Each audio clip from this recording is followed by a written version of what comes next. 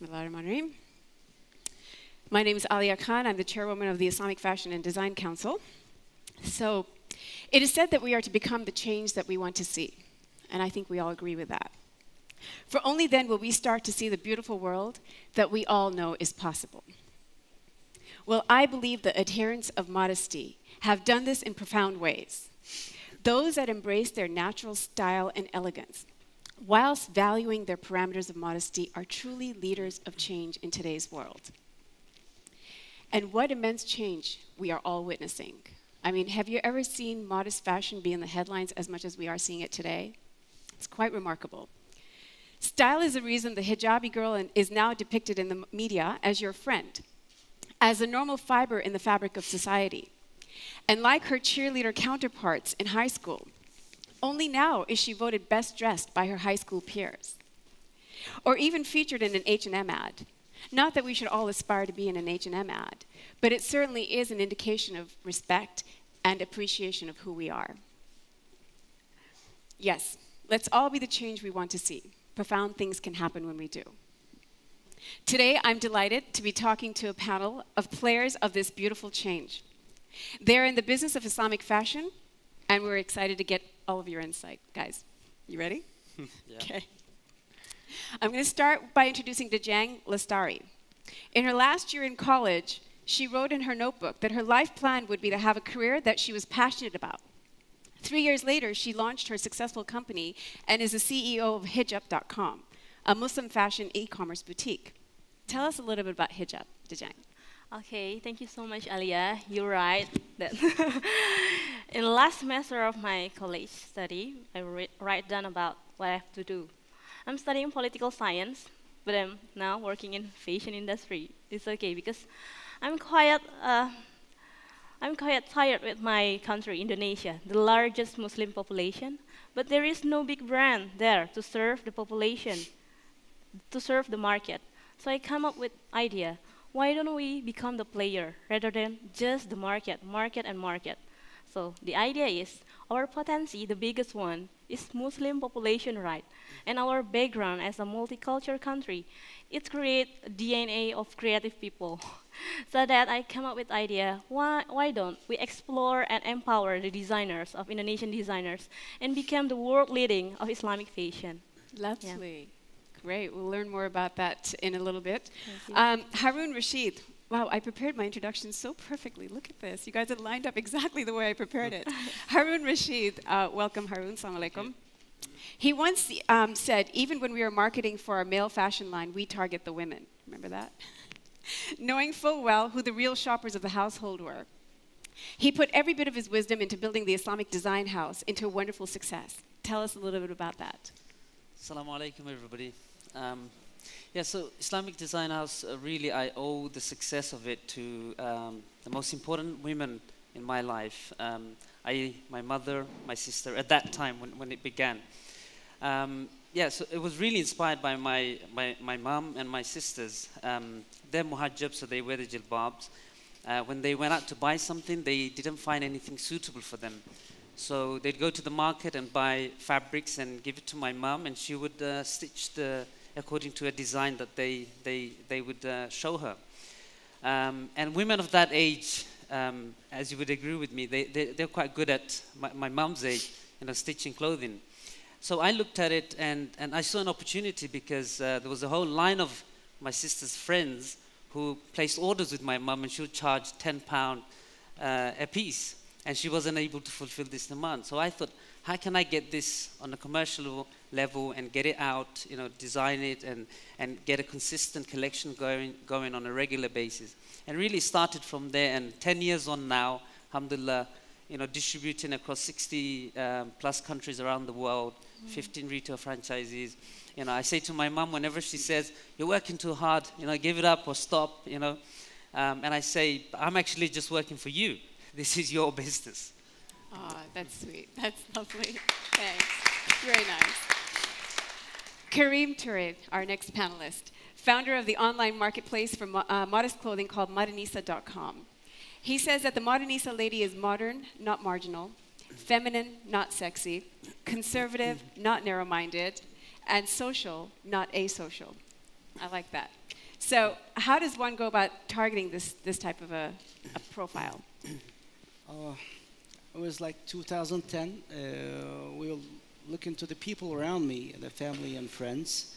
And there's a big population of like 80 million people lives in Turkey. Like 20 million women wears hijab. But when you count the brands who is serving to hijab was less than 10.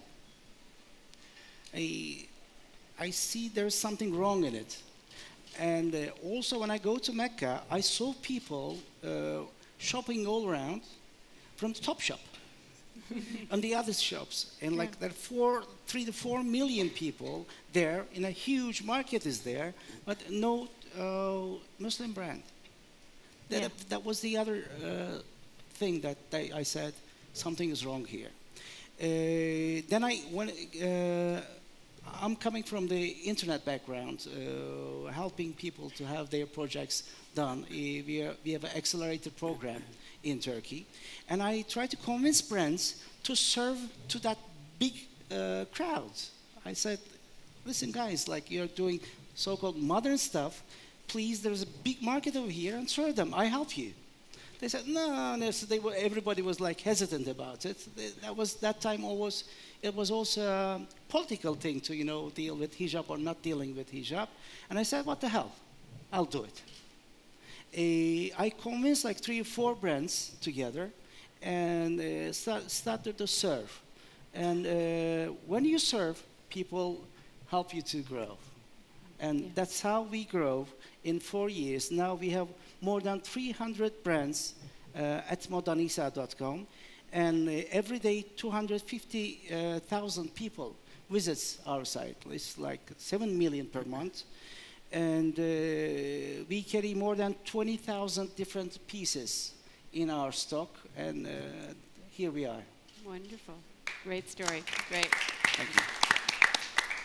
And last but not the least, our panelist, Rami Al-Malik. Assalamu alaikum. Welcome. He has been able to beat every business's dreaded experience, the returns. He's done this with a technology called virtual size. I don't know if that's still the case. Maybe things have changed now. But the founder of Miela.com sells you clothes that you would definitely not want to part with. So what was Miela's initial learning experience that got you to make the decisions that you had to make to combat returns, which is a common thing for a lot of .coms? Sure. First, assalamu alaikum. I just want to say that it's an absolute pleasure and an honor to be part of this platform and to be sharing the stage with my peers and the titans of the modest fashion world, and really just to be alive. You see, I've been an entrepreneur for most of my life, but in 2009 I had a very bad health crisis, which provided the context for a big change in my life, both professionally and personally. Oprah used to always talk about having an emotional GPS. My GPS got completely rewired during that episode. And I really think that Miela became a manifestation of my journey in life. We are a fast fashion, fashion-forward, modest clothing brand. We design and manufacture our own collections. Think of it as Zara, H&M for the modest world in terms of price points and styles and quality. But early on, we realized that we had an opportunity to positively contribute, just like my brothers and sisters here, to women's lives in the world. And Miela became a vehicle for me personally to also help organizations that fight cancer, especially organizations that work with cancer with children. So a portion of our sales goes automatically to these organizations. We're very proud of that. So to answer your question, one of the challenges we have as e-commerce players is returns. And early on, again, being with technology background and having done multiple startups, I realized that we had to work on something that would fix that. And so we tied up with a company out of Sweden, which works with ASOS and all the big e-tailers. And right now we're the first actually in the entire region to pioneer this technology, which helps in measuring your garments and getting your right fit. Wow, thank you. Please help me to welcome all the panelists, and we'll begin. Bismillahirrahmanirrahim. So just a little bit of house rules. I want to involve everybody in this discussion. So please, if you have any questions, raise your hands. There are people with mics. So even if I don't see you, they will see you. And we'd love for you guys to engage. Comments, disagreements, all welcome here. So I want to start by asking you guys about modesty being the rage. And it really is. I mean, it's even sort of like trickling into the celebrity scene. So you've got Taylor Swift, who's deemed the most covered up celebrity. I don't know if you guys have heard this, but that's what she's being called. Nigella Lawson made headlines when she wore the burkini to the beach, as we all know. And it is said that Olivia Palmero and Kate Middleton have become style icons to Orthodox Jewish women because of their modest style. And of course, Sheikh Almaza is deemed chicly modest wherever she goes. So how much of these influencers and trendsetters affect your business directly, and how much do you care, frankly? This is open to anybody in the panel. I think for us, and I think we probably share that sentiment, there was a rise of the modest fashion blogger. I think they've become, celebrities in their own right, and they've helped introduce the idea that you can be fashionable and modest at the same time, and there's no conflict there. So I think from our perspective, we've had a lot of great collaborations because we've realized that we can tap into a receptive audience and build credibility and trust, as opposed to your traditional media sort of approach. So when you say celebrities, to me, my mind goes to bloggers for some reason. I don't know. It's How about you guys? Yeah. Celebrities, Dejang? Maybe in Indonesia, with a lot of population like that, and this is the internet era, right? So Instagram is playing a very huge part. There is a celebgram, we call it, celebrity on Instagram, that have 1 million followers. So it's not about like just actress, but Telegram is playing a very good role. Like, for example, one of our tenants, which is Dian Plangi, have 3.4 million followers in Instagram. And there is an actress recently wearing hijab, and the followers is increased 3 million. So actress and hijab is going to be like very famous. So yes, celebrities take a very good influence for hijab fashion. Kareem, would you like to see more celebrity-driven messages like mainstream fashion does? Would you like people to tout your brand in a similar way? Absolutely. But there's still everyone, like the celebrities are local right now. Indonesian celebrities are Indonesian. Turkish celebrities are Turkish. We still couldn't find our Nicole Kidmans in the arena, but we need to, because still the fashion is local. The modest fashion is local. To create a universal fashion out of that, the mainstream universal thing, we definitely need universal celebrities. Okay, but Harun, maybe you can answer this.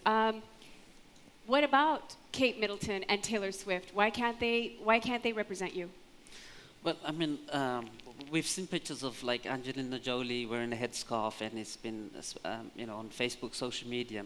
I mean, any press is good press, right? So, it adds to our overall message. But I think we want to see more Muslim celebrities also taking the lead. I mean, the business we're in, we're targeting the Muslims, Muslim sisters, Muslim women. We do have occasionally non-Muslims buying our clothing, and we found like somebody went to Cairo and they know to enter a mosque, or they came to Dubai or Abu Dhabi to enter a mosque, they need to wear a modest clothes. So they want something fashionable because they're into fashion. So they come to our site and they see something, and because our stuff is very much, quite modern, contemporary, still it keeps the traditional silhouette and maintains that. And they bought and they've taken pictures, and it's up on like social media. So it does help. Like any press is good press, but I'd like to see more Muslim celebrities taking the lead in that, and this will impact the Muslims' confidence even more. How about you guys? Do you guys care about celebrities getting behind modest fashion? Assalamu alaikum. I think, who cares if Angelina Jolie wears hijab? She's not Muslim, so I don't mean it in a crude way, but she doesn't represent our values and the values that fashion is supposed to represent. And I think also, I remember in Turkey, there was one actress, I forget her name, but she played in a Fethullah Gulen program called The Teacher. And when she started wearing hijab, that was the end of it for her. You know, so hijab could be a career killer. So that might be why they're not wearing it. And I think, you know, the thing about Islam and fashion, like I was talking to my sister over there, and it's a very, Islamic fashion is a very unique thing. And it's for a unique group. And I think we want to keep that speciality. Nice, okay. Yes. Wa alaikum salam. Do you want to take a mic? You're loud enough? Assalamu alaikum. Assalamu alaikum. So, no offense to my sister over there, but I think it is important. I think it is important when non-Muslims like Angelina Jolie wears a hijab, because it helps us as Muslims being a minority. And with Islamophobia so common nowadays, it makes us feel more comfortable.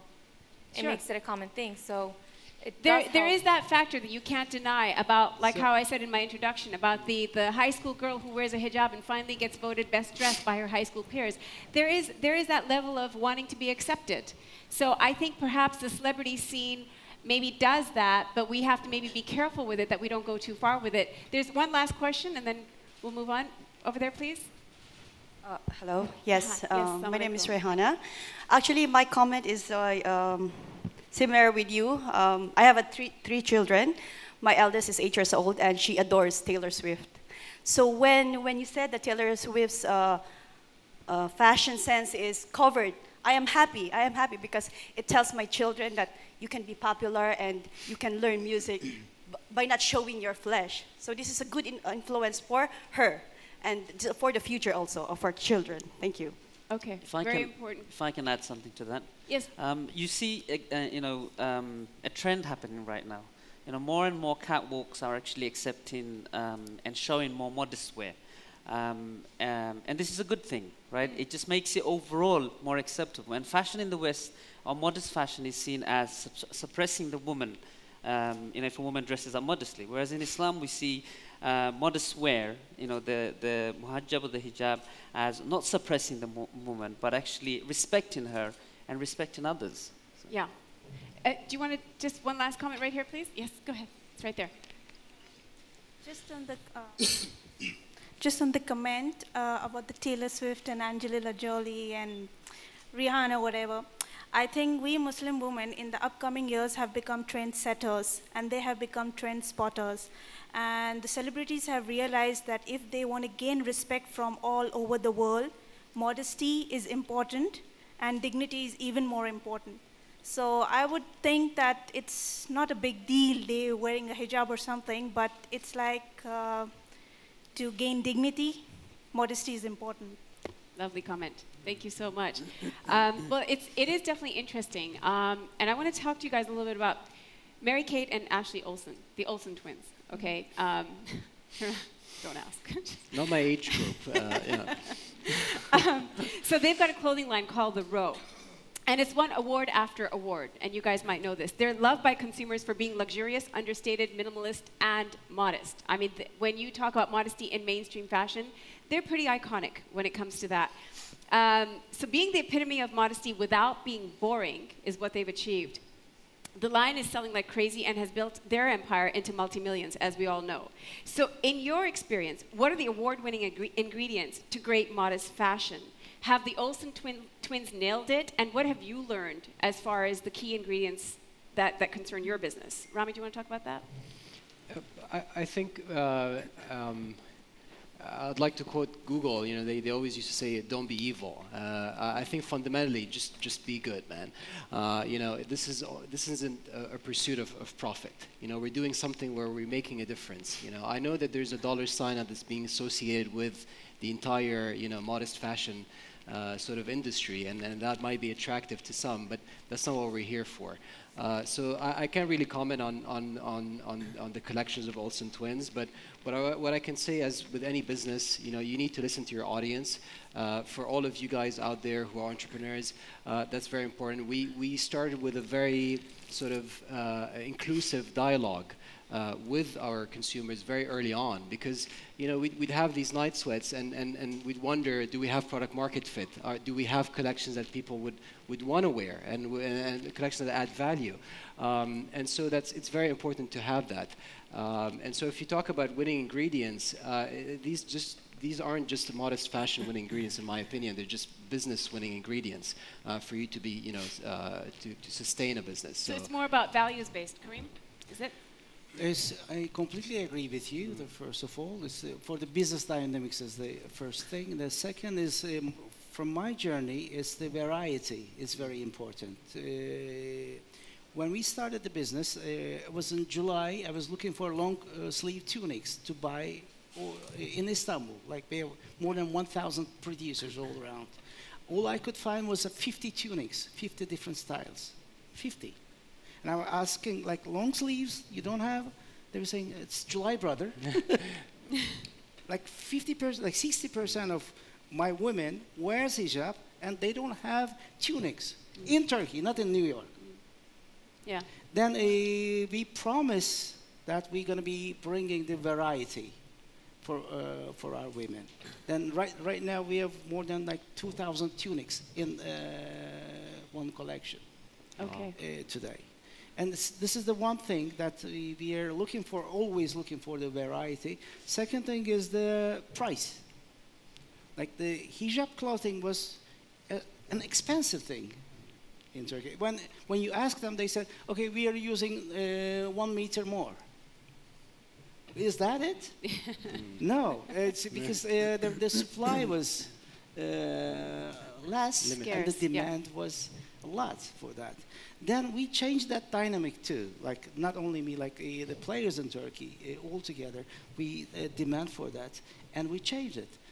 Right now, you can find the right price for the right product. That was the second key thing. And understanding, listening your audience is another key thing. So your thing is representing that modest woman with sincerity, really putting yourself in her shoes and knowing what it is that affects her. Variety is one thing, cost is another thing. Yeah, so being comfortable another thing. Yeah, and being comfortable. Okay, very good. Harun, how about you? Yeah, I totally agree with Kareem. The challenge is on many fronts. It's not just the one key strategy that you got to overcome, because it's not an existing market with many players, so you can look at one and say, okay, what's he doing wrong, and then improve on that, and you have a new business or a new brand.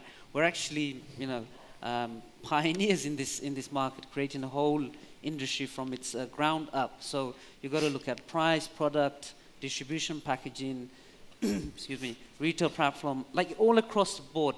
You're looking at, like, we are involved in from trend analysis to design development to sampling to production to then distribution and then to retail. The entire chain we're involved in. And I'd say one thing which is very important is customer expectation. If you look at the Muslim customer, they're used to the Western brand. They'll walk into Dubai Mall and they know what to expect from DKNY or Armani, right? They have already created a certain expectation. If we are to succeed and we are to win their hearts over, we have to be in par with the mainstream brand. And we can learn a lot of lessons from them, but it's just repackaging it back to the Muslim market, which we call it in Islamic Design House, one of our taglines that we use is, we call it faith, fun, and fashion. So maybe in a way it's also staying true to your own character. So you don't necessarily need to emulate the character of the mainstream market, but you can learn, for sure. They're much more senior than this market is, so there's a lot of tips. I want to know what you guys care about. Yes, what do you guys care about? You've got the industry players here, you've got the suppliers and the designers, you've got their ears right now. What do you want to say that matters to you? Yes. Right. One of the questions that is confusing to me for the whole modesty market is the styles of hijab are various. Like in Pakistan, they wear hijab in a certain way. In Malaysia, Turkey. How do you deal with that diversity in terms of how people wear hijab? Because, for example, abaya is very popular in the Emirates, but in Turkey, I don't think no woman wears it. Manto.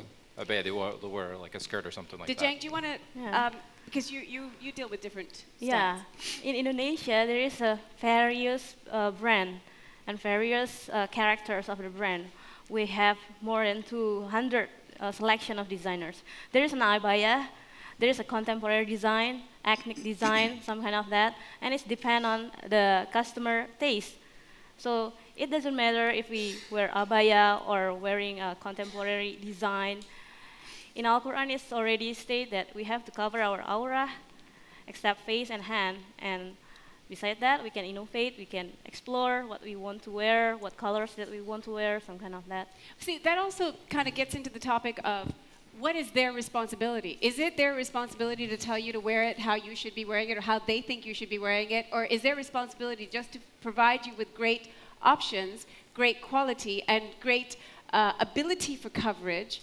And the rest is really up to the consumer, isn't it? I mean, you could take a hijab and wear it as a sarong on the beach. You know, at the end of the day, whatever the end use is, should not really be their responsibility, isn't it? Do you guys agree? I'd like to know, but before we get into that, actually, what do you guys want to see? I still haven't gotten the answer. In the audience, does anybody have an opinion on what should be seen right now that the industry is not providing? What's that key ingredient that you're looking for? Is there something that doesn't work for you?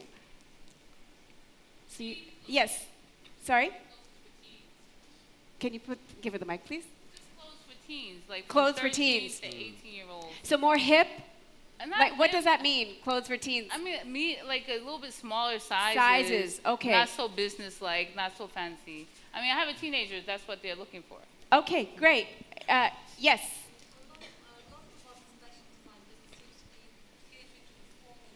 Can we have a mic, please? Assalamu alaikum. Walaikum salam. A lot of the modest fashion designers seem to be catering to the formal dress business. I'd like to see more clothes for the professional women because a lot of the Muslim women are working and they want to dress smart, they want to dress modest, but they want to be where it's acceptable in the environment that they're in, and they don't go where they blend in, but they still maintain their identity. Great comment. Professional clothing. Yeah, I've heard that before too. The professional women guys, what are you guys doing about them? This is exactly actually what we work on. We cover an entire spectrum of broad sort of lines of designs that cover women who are mothers, career women, students, and the whole 9 yards. And I think this is why I alluded to the Zara H&M bit, because we do cover various sort of storylines and segments, and I think that's very important. Again, along with the pricing that Brother Kareem talked about. How about you guys? Any comments on the professional woman? That's actually a very valid comment. We hear that a lot at IFDC. We need more designers for the office, for professional attire. Like me, at the first I'm working, and then my boss told me that you have to grooming, and then I have difficulties to find what the best dress for grooming in office, some kind of that. So that why don't we come up with this platform and people can easily choose which one the design is fit them. So there is a customer in hijab. They work in Apple. So I'm shocked. Wow, the address in Apple office. Wow. So I think modest fashion is beyond just covering, but it also can fit the needs of working women, because working woman is also have to be modest, right? Right. Yeah. Last comment. Did you have a comment on what you want to see as a key ingredient that's missing right now? Yeah, I think. Stand up, please. I can't. Just put the mic to your. Yes. I used to live for the last 25 years in Europe, and I found it really difficult to get the perfect clothes for my daily, my daily day. And I would see it really as something really good. As I would go to Zara or I would go to H&M, I will find a brand which is really an Islamic brand where I just can go and choose whatever I like. And I think this is something for you as a market. Like, there is a niche.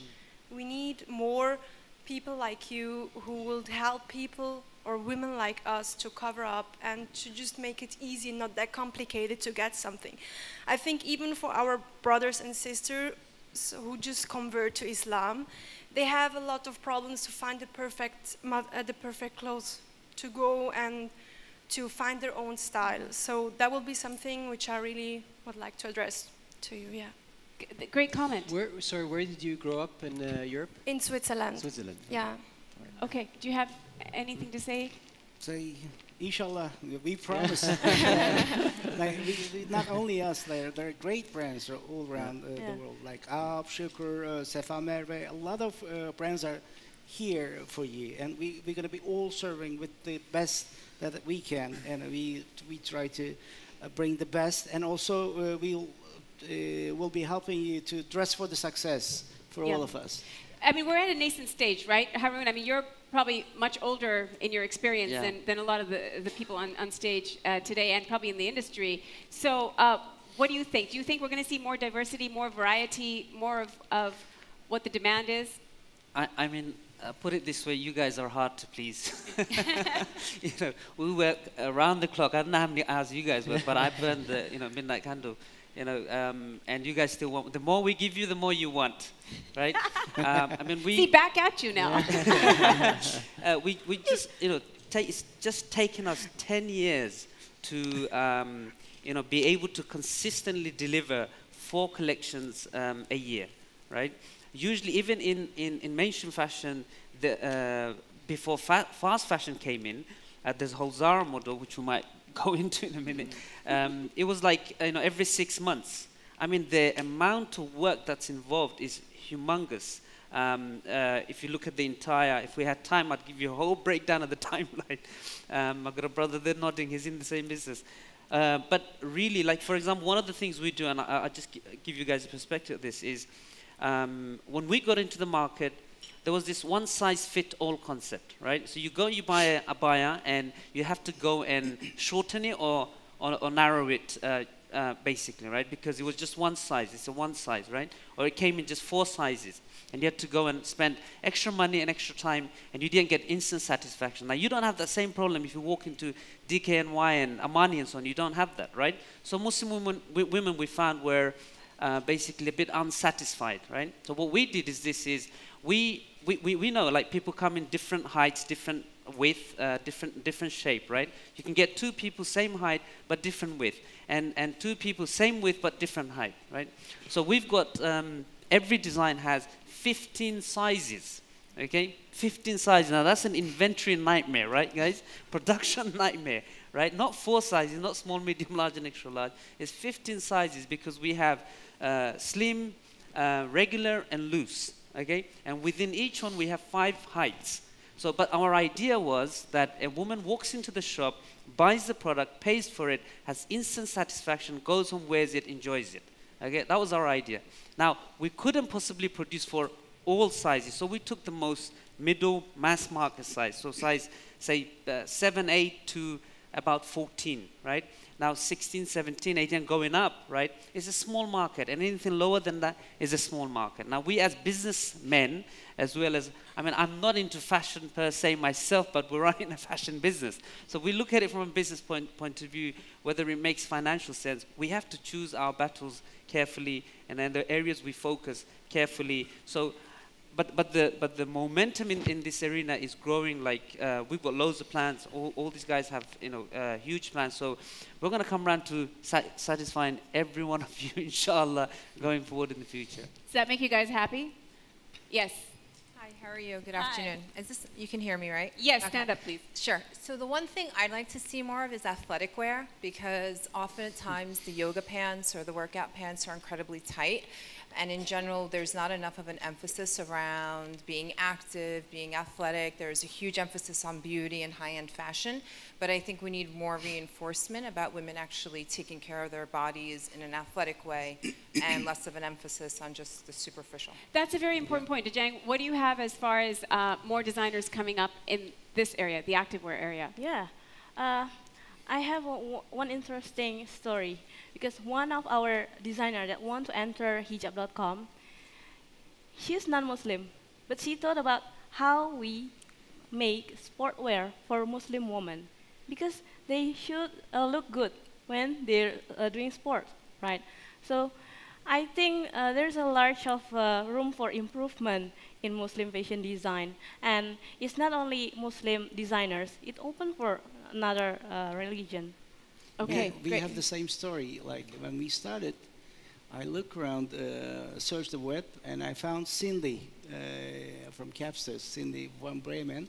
She was helping Muslim women in Netherlands designing caps for the sports without needles and everything. It's great. Like people see outside, they see the need and they cater for that need. Right, but I agree. There could be more choices. Absolutely. I think it's coming up. I just like the rest of the stuff. It is coming up. It's still a very early stage for this market, and you know it needs. There's a lot of different points that need to be focused on, but activewear for sure. One more comment.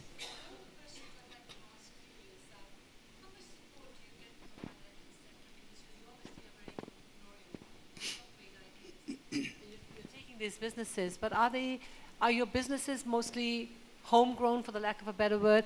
Do you get support from the financial sector? Because we keep going back to Zara and some of these brands, but these brands are well funded by the financial industry.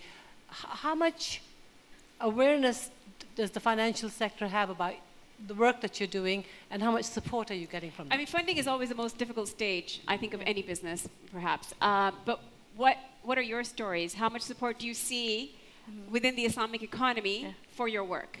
I think, okay. I think 3-4 years ago, when we began looking into this, we talked to investors, and a lot of them would be hard pressed. They'd be like, yeah, we get it, but is there a market for it? And we didn't have the numbers from Thomson Reuters to support our business plans.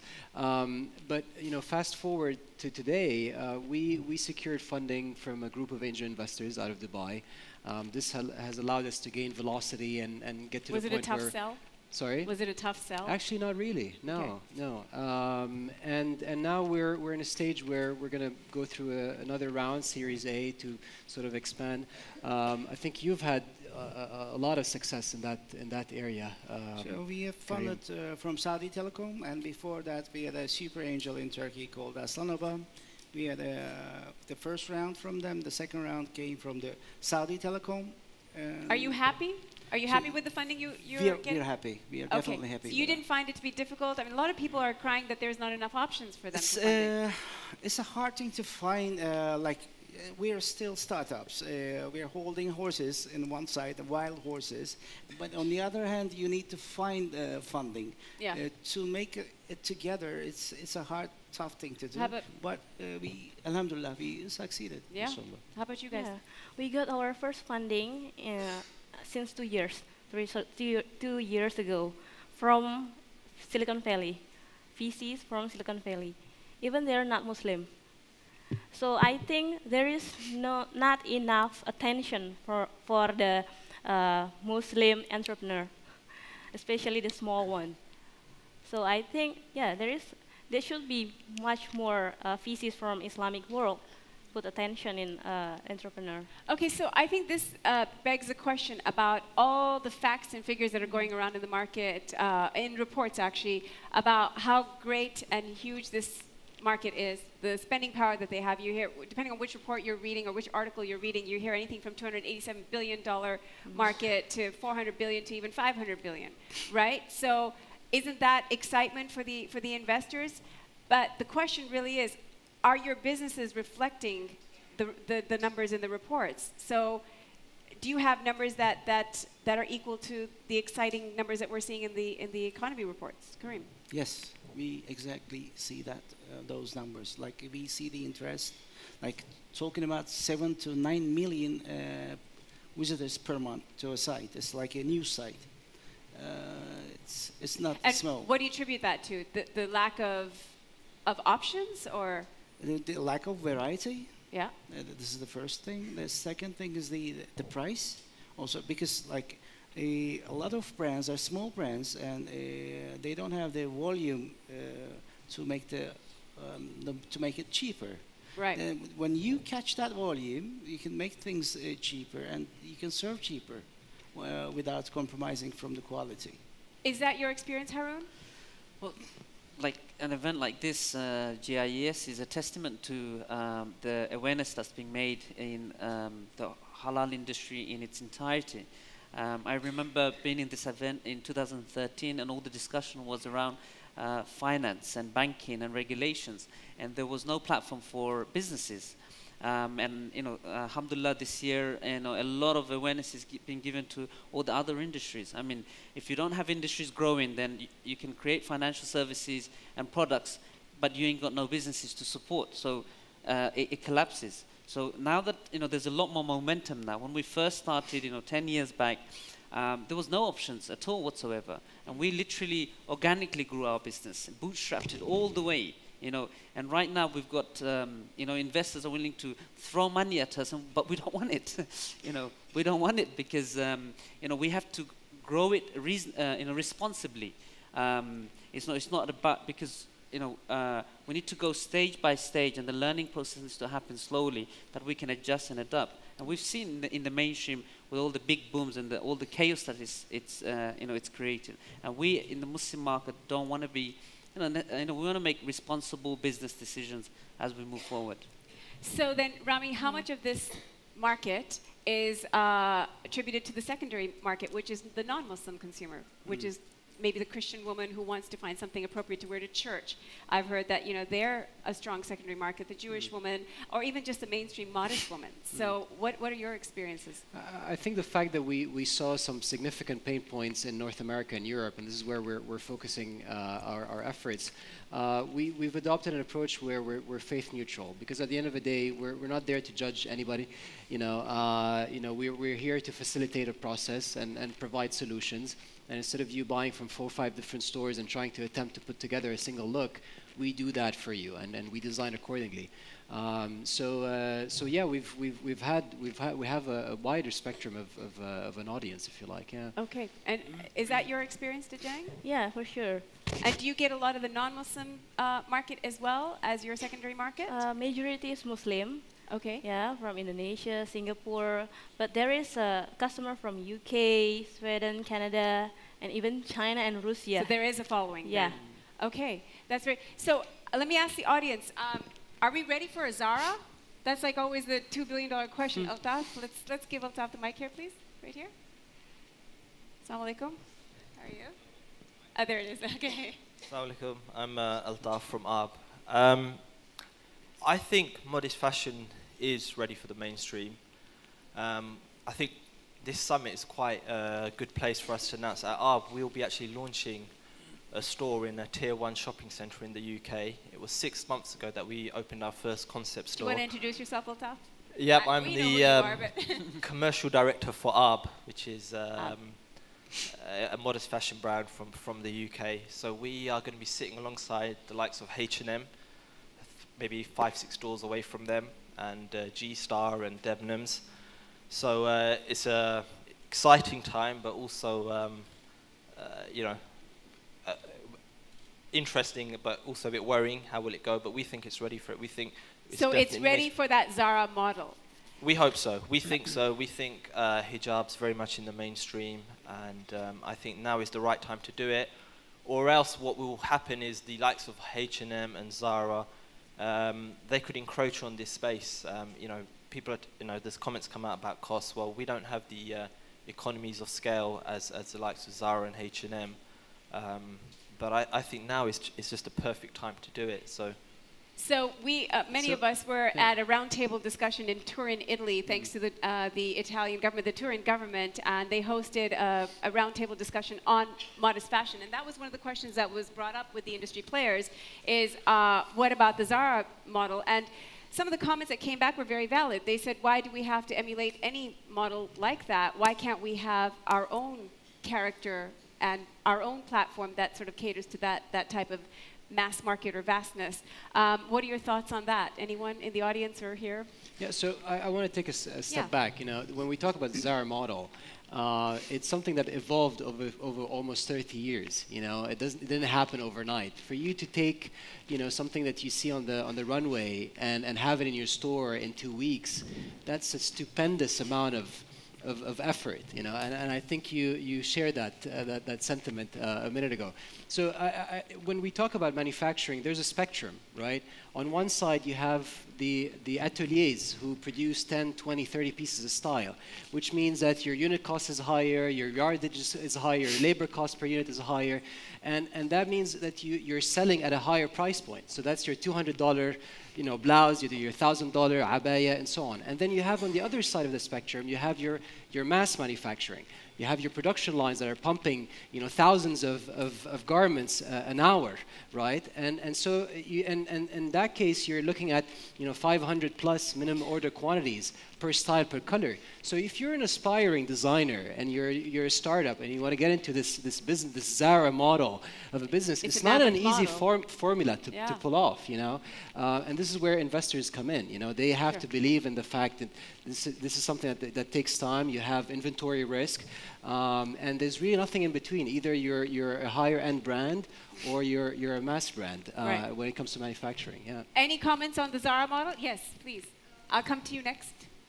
Since we're talking about the business models here, I would like to ask the panel, most of you are e-commerce brand owners. So what works in terms of e-commerce? Does multi-branded players works more or mono-branded players? I mean, I would like to just understand from all of you sitting here. What are the it's a great question because we have different business models represented on the panel. So you have, a virtual mall, basically, where you have 200-300 plus brands represented. You have a hybrid model in Brother Haroon's, where they also have their own brands that they build, and then you have mono brands like us. And each one of them has its pros and cons and opportunities and challenges. So yeah. Mm-hmm. Dejang, do you have any, because you represent designers and you try to go after the designers that have strong followings from what we understand, correct? Yeah, for us in Hijab, there is a multi-brand designer, so it's more efficient because we don't have to have a cost to product the stuff, but the challenge is how to marketing the products because the designers have to trust us because we can gain a lot of traction in hijab.com. So the biggest challenge maybe, traction, how to make the traction. Comment right there. Can we have a mic right there, please? Yes, please stand up. Go ahead. Assalamu alaikum. Islam. A lot of ethical fashion activists have actually criticized Zara for issues along its supply chain and also leading to a culture of waste where, fashion is coming very quickly and people just use clothes and it's a lot of waste. Given that waste is probably not in conformity with Islamic principles, does modest fashion, are modest fashion and fast fashion compatible? So that's a great question. That was one of the questions I was going to ask you guys next.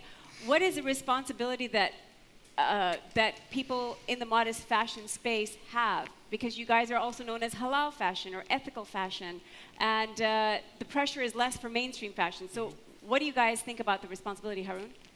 If I could just ask everybody, raise your hands if you know who Pepper Middleton is. Who? Yeah, Pepper Middleton. Pepper Middleton, Pepper yeah. Middleton. Yeah, there you go, see. Who remembers what color dress she wore at Prince William's wedding? Yeah. What color? It was a blue color dress that she wore. 1 week later, that dress was available in Zara stores.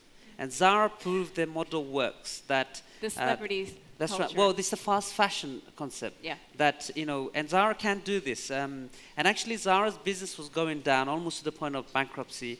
And a new CEO came on, and he introduced this model. And he works with the market. And now Zara is one of the, amongst all the fashion brands, is doing one of the best. The thing is we are, quite far from emulating the whole Zara model. But, if you saw somebody wearing something, on a billboard or on TV, a Muslim celebrity, you would want that. You guys are going to dictate what we end up doing and how much work we put in and then how many sleepless nights we have, right? It's a consumer at the end of the day. We manage the consumer's expectation, and consumer dictates, the kind of businesses come up and the models they bring about, because we're ultimately here to solve a problem, and it's your problem, your biggest pain, right? So we are a little bit far from that just yet, but I can see the future going towards that direction. Okay, so I just got the 5-minute signal, so I'm going to go to my next question. This is really engaging, you guys. Responsibility is like, we're in the fashion industry. Our responsibility is to make women feel good. And we feel confident. And to feel comfortable, that is our responsibility, to provide that to the women, with a lot of different varieties, like with different colors, different materials. Right, but made in an ethical way. And that's it. That's exactly it. Yes. And that's the point. You know, for us to talk about ethics and good values and so on, and then have kids at 20 cents a day working in sweatshops in Bangladesh, it doesn't work. There's a disconnect there. So, you know, for us, we spent over a year going back and forth, you know, visiting factories and so on, so we could know that there's a base standard, at least, that people are following. So let me tie this into my last question, and I think people want to know the answer, what you guys have to say to this. So, Arundhati Roy, the author of God of Small Things and human rights activist, said that coercing a woman out of a burqa is as bad as coercing her into one. Let's create situations where a woman can choose. And I think that speaks to the criticism about hijab. Well, you know, they're oppressed and whatnot. And we all know that's not necessarily the case. And instead of going after the oppressed, if you do believe that a woman is oppressed by wearing it, go after the oppressor, is the general opinion, I would say. But what, if any, political or societal pressures do you face in choosing your line of work? Do you guys get approached with this or criticized for what you guys do, Haroon? Actually, we haven't had any criticisms, both from the Muslim market or mainstream market, to be honest. I mean, if we grow a business and it adds you know, to the economy, then any country we operate in, you know, loves us for it, right? We're the business creators. But I just want to mention one thing. Going towards, say, fast fashion, we have to do it responsibly. We don't want an incident like what happened in 2013 with Primark in Bangladesh, where nearly 1,000 people died because, you know, they put the factory under so much pressure and the owner to produce at a certain price that he overworked the people, didn't maintain the building, and it collapsed because of that reason. And Primark came under a lot of slack because of that, because of this incident. Yeah. Kareem, do you have any comments on the political pressure or the ethics of the market? In some circles, the fashion is still, you know, some kind of a comfortable, uncomfortable word to talk. We are Moda Nisa. Moda means fashion. Nisa means women. It's like we think fashion is a need. We think a woman wants to look beautiful. Do you get criticized? Yeah, sometimes. Like it's like you cannot be the favor for all the society, but our mission is to bring the best with the codes of Islam. Okay, how about you, Rami? Actually, I want to rant a bit, just for a minute. You have like 30 seconds 30 to seconds. rant. So the H&M bit, we all have seen the H&M ad with the Muslim Maria Idrisi, right? We've been subjected to so much negativity in media as Muslims for so long that anything that's positive is cheered and so on. And I have no issues with that. And I feel like there was a sense of inclusiveness within that ad, and I don't want to demonize H&M. But for us to think that this was anything but a marketing campaign for them to tap into a new audience, as in the global Muslim community, would be naive. And so I think as a platform, as GIES, as the IFDC, as so on, the onus is on us, all of us, to think, to really sort of reflect on this and help one another in this ecosystem, to really go after it. Entrepreneurs, investors, absolutely, absolutely. Critical. Dejang, what do you think? Yeah, I think we have to think beyond. Okay, that's my rant.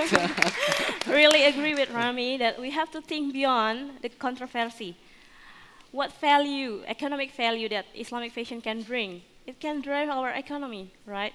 So we have to think beyond, don't focusing on that controversy. Yeah. Great food for thought. I'd like to thank everyone for showing up. Sorry we went over time a little bit, but this is too much fun.